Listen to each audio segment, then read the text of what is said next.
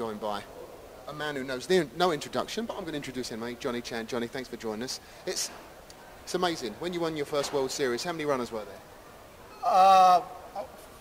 The first time I won my first World Series, if I recall, was 81 or 82. The limit hold'em was like $1,500 buy-in, about 400 players, and I won that over 20 years ago. What about the main event? How many runners for that was there when you won your first one? The first one in 1987 and also 1988, and runner-up in 1989. How many runners are? What I'm trying to do is get some kind of comparison from today. Oh, how many players you talking about? Yeah, how many players? Okay, back then it's 163 in 87, maybe about 190 in 88, and over 289.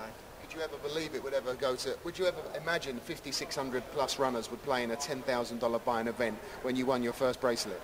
Back then, not in my wildest dream, but now the satellite, the internet players coming along. Next year they predict about 10,000 players. By 2010, probably we want to have 100,000 players. Who knows? Which is good. Let's have China and the Far East start playing. Who knows how many players are going to be there? Oh my Lord, there's 1.5 billion people in China. If you take 10% or maybe 1% of those, you don't have any room for it. This place would be all packed.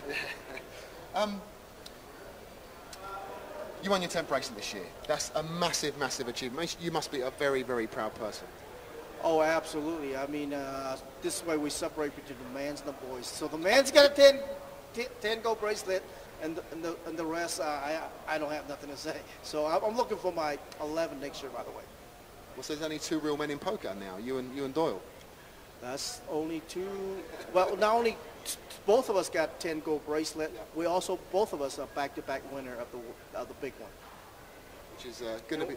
And also we both in the Hall of Fame of poker too. Yeah. Which is looking now forward to how many runners are in the main event. This is probably going to be something that'll never be achieved again. Oh, you got that right. Well, although Greg Raymer's still there. He's proved himself to be a very proficient and able player. Oh, Greg is very aggressive. He's very dangerous, and he plays a lot of hands. If he don't have any hands, he eats you alive. I mean, he raises a lot of pots. I mean, if you watch him in a game, he probably raises more pots than any player in that table. Looking at the chip count currently, who'd you fancy to win this one? You've got Phil Ivey, you've got Mike Matusow, as I said, Greg Raymer. There are a number of good players left. If you had to put your money on someone, who would it be? I have to put my money on Phil Ivey. Why? He had so many gears and very good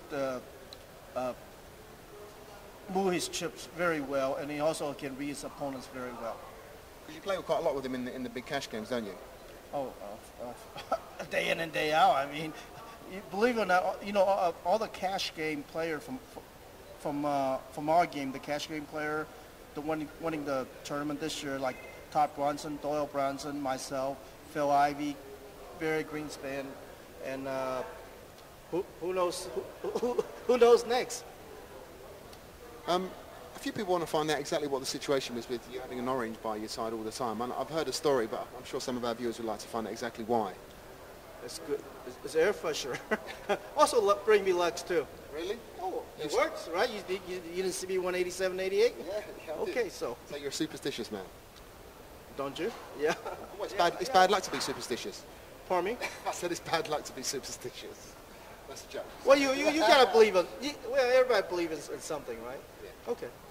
And one last question. Matt Damon, he didn't really bluff you in the Rounders film, did he? Only in the movies. Okay. Thank you, Johnny. Thank you.